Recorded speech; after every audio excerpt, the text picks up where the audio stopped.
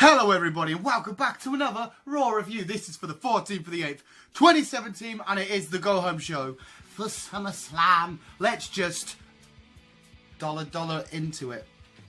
We've got Samson in the ring playing on his little guitar, but R-Truth interrupts. What's up? But it just ends up with Samson destroying him, so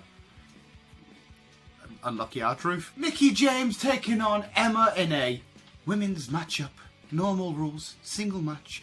With Mickie James picking up the win. We're supposed to have The Miz taking on Jason Jordan, but all hell breaks loose. The Miztourage jumped Jason Jordan, so the Hardys come down to rescue to set up a 3-on-3 match. The Hardys and Jason Jordan taking on the Miztourage, and the Hardys end up picking up the win on this. Pretty cool match. There was a lot of close spots. The Miztourage, all three of them are decent. I mean, whether you get behind Kurt Saxon and stuff, they are decent wrestlers.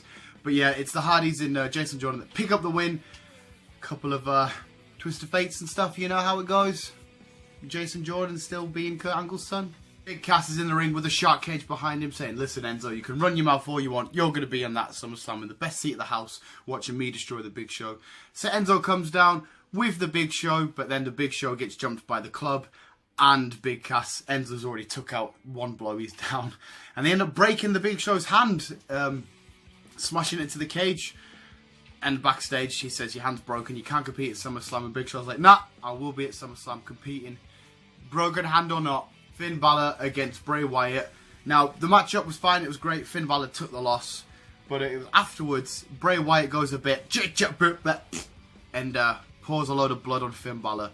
It looked quite gross. It looked very tomato-y. It was horrible. Don't laugh, it wasn't very nice to watch, Ty. But afterwards, Finn Balor's backstage was like, I've got a rematch at SummerSlam against Bray Wyatt, and he's going to bring his demon. We've got Demon versus the Eater of Worlds.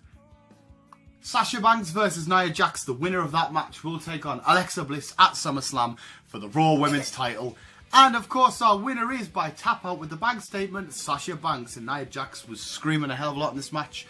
But it was a cool match. It was actually really awesome. To get into the finals, bank statement, there's like a whole tornado DDT type thing. It was really awesome, and Alexa Bliss was on like some sort of lifeguard chair, still looking fine. We have a new cruiserweight champion. Ty. What? Tozawa beat Neville. They've got a rematch coming up at SummerSlam, but I'm up and down. Some weeks I just pure drone about the cruiserweight division. Sometimes it's a bit shit. Sometimes it's like really cool. This week was one of the cool weeks, and Tozawa being champion with O'Neil ringside was friggin' awesome. Fair play to Tozawa. Unlucky Neville. Dean and Seth are in the ring. They're like, oh, I love you, but I don't love you. What's your problem? What's your problem? Pushing each other. They get into a big brawl because neither one of them's going to fist bump. So Sheamus and Cesaro come down, beat down on both of them, but they fight back. They manage to beat down Sheamus and Cesaro themselves. And at the end, Seth's bareback, a bit sweaty, and he's like, phew, and Dean hits it.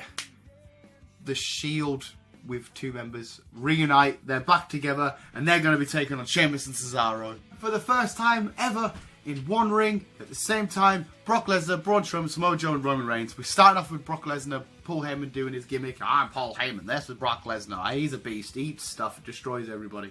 Joe comes down and says, I'm still not afraid of you. And then Braun comes down and says, I am the last man standing. And Joe's like, wait, you're only the last man standing because I beat Roman, even if I wasn't in that match. And Roman comes down, he didn't say anything, boom, spear into Joe, and then a power slam into Roman Reigns, and then it's left with Brock and Braun, all the security guards on the outside. They try and hold them back, it doesn't work. Brock just pure kicks one flying miles out of the ring. Braun even chucks one, it does like a little thingy, but he still fully sells it.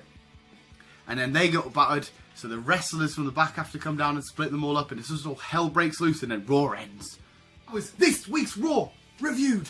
And it was a pretty cool go-home show. There was a lot of decent matchups in this. It was great storytelling. I'm going to give this show an 8 out of 10. I thoroughly enjoyed it. Tyler is playing Roblox, which is doing my head in because I'm sick of seeing Roblox. It sucks.